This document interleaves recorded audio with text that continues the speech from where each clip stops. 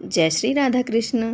क्या आपने भी सावन के सोमवार या फिर पूरे सावन के व्रत रखे हैं और अब सोच रहे हैं कि उद्यापन कैसे करें?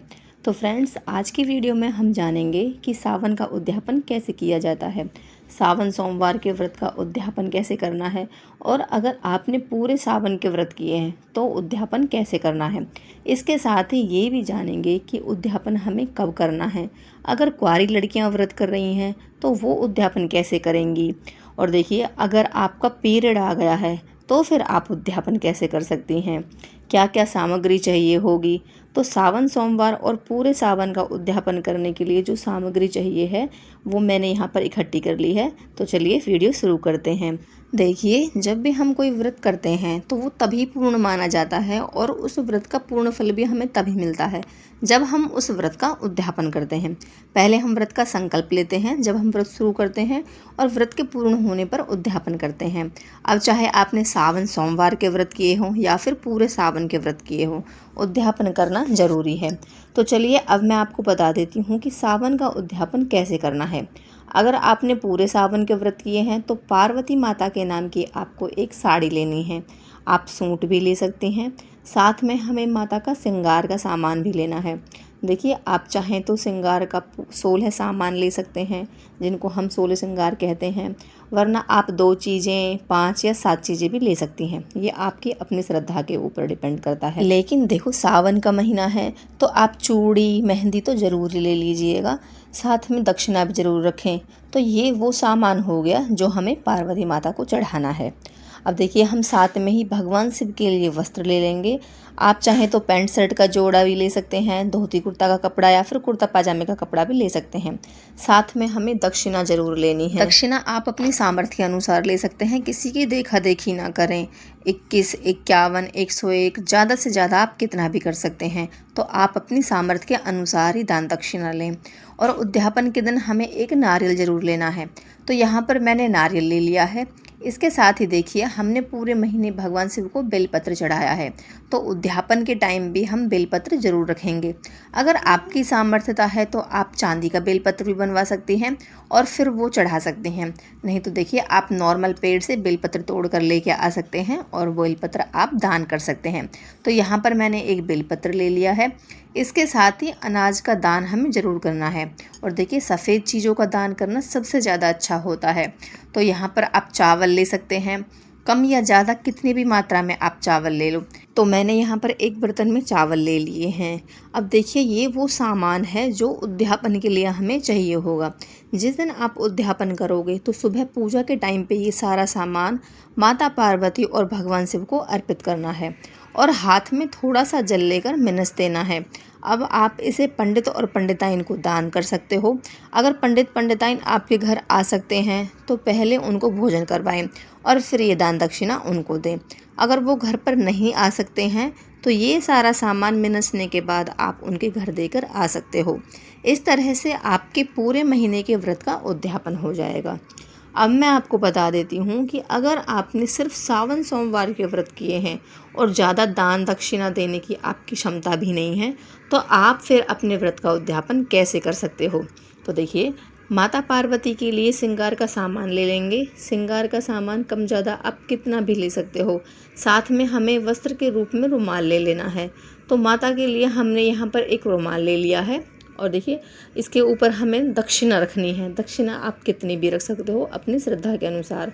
तो ये हो गया माता पार्वती का सामान। इसके साथ ही भगवान शिव के लिए एक रुमाल ले लेना है। आप जनेऊ भी ले सकते हो। तो देखिए, हमने यहाँ पर दक्षिणा भी ले ली है। दक्षिणा फिर वही है, आप कितनी भी ले सकते हो। और एक बेलपत्र हमें ज़रूर ले लेना है क्योंकि बेलपत्र सोमवार की पूजा में सबसे ज़्यादा महत्व रखता है। साथ में ही अनाज लेना है। अनाज में हो सके तो चावल ज़रूर ले लेना और चाहे तो आप एक कटोरी ही लेना, पर चावल ज़रूर लेना। बर्तन लेने की ज़रूरत नहीं है, सिर्फ चावल ले लें हैं। तो आप किसी पैकेट में भी वो ले सकते हो। तो इतनी सामग्री चाहिए आपको सावन सोमवार का व्रत का उद्यापन करने के लिए। अब देखिए, जैसे हम हर सोमवार को जाकर मंदिर में पूजा करते हैं ना, वैसे ही मंदिर में जाएं और शिव जी और माता पार्वती को चढ़ा दें, ये समर्पित कर दें। ये सामग्री है जो, लेकिन घर पर ही पहले इसे अपने हाथ में जल लेकर मिनस लें। तो इस तरह से आपके सावन सोमवार के व्रत का उद्यापन हो जाएगा। तो चलिए अब जान लेते हैं कि उद्यापन हमें करना किस दिन है। अगर आपने पूरे सावन के व्रत किए हैं तो उद्यापन पूर्णिमा के दिन करते हैं, या फिर आप चौदस में भी उद्यापन कर सकते हो, क्योंकि पूर्णिमा का जो व्रत है वो चौदस में भी किया जाता है। तो देखिए, इस साल सावन पूर्णिमा 28 अगस्त के दिन पड़ रही है, तो आप 28 अगस्त को अपने व्रत का उद्यापन कर सकते हो। लेकिन जिसने सावन के सोमवार के व्रत किए हैं तो वो आखिरी सोमवार को ही अपने व्रत का उद्यापन करेंगे। और इस साल देखिए, जो सावन का आखिरी सोमवार है वो 24 अगस्त को हमें मिल रहा है। तो जिसने सावन सोमवार के व्रत किए हैं वो 24 अगस्त को अपने व्रत का उद्यापन कर सकते हैं। अब जान लेते हैं, अगर कुंवारी लड़कियां व्रत कर रही हैं तो वो अपने व्रत का उद्यापन कैसे करेंगी। तो देखो, कुंवारी लड़कियों को बहुत बड़े स्केल पर उद्यापन करने की ज़रूरत नहीं होती है। अगर वो मंदिर में जाकर सिर्फ प्रसाद ही बांट देती हैं ना, तो उसमें भी उनका उद्यापन हो जाता है। तो कुंवारी लड़कियां अगर व्रत कर रही हैं तो वो 1.25 किलो, 2.25 किलो या 5.25 किलो अपनी सामर्थ्यता के अनुसार कोई भी प्रसाद ले सकती हैं, और मंदिर में पहले माता पार्वती और शिव शंकर भगवान को चढ़ा दें, और फिर मंदिर में सभी लोगों को बांट दें। अगर आप कन्या जमाना चाहती हैं अपने घर पर तो आप इस प्रकार भी अपने व्रत का उद्यापन कर सकती हैं। चलिए अब मैं आपको सबसे इम्पोर्टेंट बात बताती हूँ। देखो, बहुत सी बहनों का जो है पीरियड उद्यापन के टाइम पर आ जाता है, जिससे कि वो बहुत ही घबरा जाती हैं कि अब वो उद्यापन कैसे करेंगी, कहीं उनका व्रत अधूरा तो नहीं रह जाएगा या फिर उनको पाप तो नहीं लग जाएगा। तो देखिए, इसमें घबराने की बिल्कुल भी ज़रूरत नहीं है। अगर आपका पीरियड उद्यापन के टाइम पर आ रहा है तो आप अपने व्रत का उद्यापन देखिए, जो आने वाला सोमवार है उसमें कर सकती हैं। इस सोमवार को आप कुछ पैसे उठा कर रख दें उद्यापन के नाम से, और जो आने वाला सोमवार है आप उन पैसों से सामान लाकर अपने व्रत का उद्यापन कर सकती हैं। इसमें किसी भी प्रकार का कोई दोष नहीं लगता है और आपको अपने व्रत का पूरा ही पुण्य फल मिलेगा। लेकिन फिर भी आप चाहती हैं कि नहीं, मुझे तो इसी सोमवार को उद्यापन करना है, तो देखिए, अब आपके घर में कोई सदस्य है तो आप उनसे पूजा करवा सकती हैं और दान करवा सकती हैं। लेकिन आपको किसी भी प्रकार की पूजा नहीं करनी है, पूजा के सामान को किसी को भी हाथ नहीं लगाना है और ना ही दान के सामान को हाथ लगाना है। आप मानसिक रूप से इस पूजा में शामिल हो सकती हैं।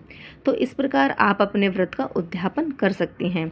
अब देखिए, ये जो उद्यापन की सारी सामग्री है ये पंडित पंडिताइन को दी जाती है। अगर पंडित पंडिताइन आपके घर के पास हैं तो आप उन्हें ये सामान दे सकते हो, और अगर पंडित पंडिताइन आपको नहीं मिल रहे हैं या फिर किसी भी कारण से नहीं दे पा रहे हो आप उन्हें ये सामान, तो आप इसे मंदिर में भी चढ़ा के आ सकते हो, या फिर आप अपनी सास ससुर को, जेठ जेठानी को या फिर अपनी ननद को भी ये सामान दे सकती हो। तो जैसी आपको सुविधा हो उसके अनुसार आप इसे दान कर सकती हैं। इसी के साथ मैं आशा करती हूँ कि इस वीडियो में दी गई जानकारी आपके लिए उपयोगी रही होगी। तो प्लीज़ वीडियो को लाइक करें, चैनल को सब्सक्राइब करें। अगर इससे संबंधित आपके पास कोई भी कमेंट या सजेशन हो तो प्लीज़ हमें लिखें, और ज्ञान बांटने से बढ़ता है, इसलिए वीडियो को ज़्यादा से ज़्यादा शेयर करें। Please like, share and subscribe. Thank you. Radhe Radhe.